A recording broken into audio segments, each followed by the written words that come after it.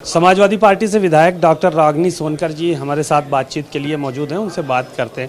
Ma'am, आज love जिहाद जैसे मुद्दे को लेकर समाजवादी पार्टी के कुछ नेता जो है वो विरोध कर रहे हैं, लेकिन सरकार कह रही है कि ये जो धर्म परिवर्तन कानून है इस पर सख्ती होनी चाहिए। तो आप डॉक्टर भी हैं, क्या इलाज है भारतीय जनता पार्टी का? देखिए, भारतीय जनता पार्टी का इलाज तो अंदरूनी जो मतभेद चल रहा है उसी से उसका इलाज हो जाएगा, उसमें हमें कुछ करने की ज़रूरत नहीं है।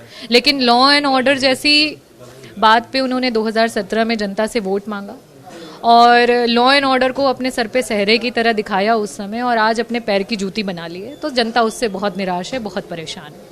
आज जिस तरह से मुख्यमंत्री जी ने कहा कि चाचा को गच्चा दे दिया गया और तमाम बातें निकल कर सामने आई सदन के अंदर, उसको किस तरह से देखती हैं आप? माता प्रसाद पांडे को जो है वो नेता विरोधी दल बनाए जाने को लेकर आपने तो सुना ही, सारी चीज़ें आपके सामने थी।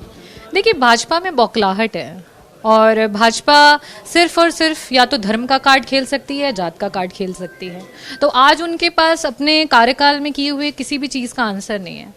जब उनके हम हेल्थ डिपार्टमेंट के मिनिस्टर से बात करते हैं तो वो इतना बौखला जाते हैं कि कुछ ऐसे शब्दों का प्रयोग करते हैं जो कि एक महिला जनप्रतिनिधि के लिए, वो भी संसद में बोलना, बहुत ही मुझे लगता है कि एक बहुत निम्न कोटि का होता है।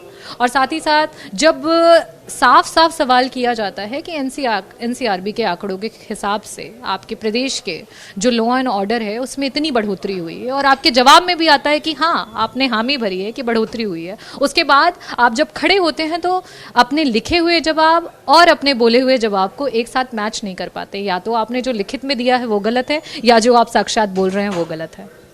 नहीं, जो चाचा जी को कहा गया आपने देखा, तो आप तो दूसरी तरफ बातों को ले गई। चाचा जी का जो के बारे में जो कहा गया उसको सुना था आपने? मुख्यमंत्री जी ने कहा। अब देखिए, मुख्यमंत्री जी ने चाचा जी को कहा, चाचा जी ने मुख्यमंत्री जी को कहा। मुझे लगा कि वहाँ पे जो भी बात हुई वो आमने सामने हो गई, दो वरिष्ठ नेताओं के बीच में हो गई।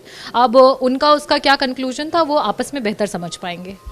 अनुपूरक बजट भी आज पेश किया गया है, आपने देखा है। अनुपूरक बजट कई 1200 करोड़ का लगभग आया है और 12,000 करोड़ का।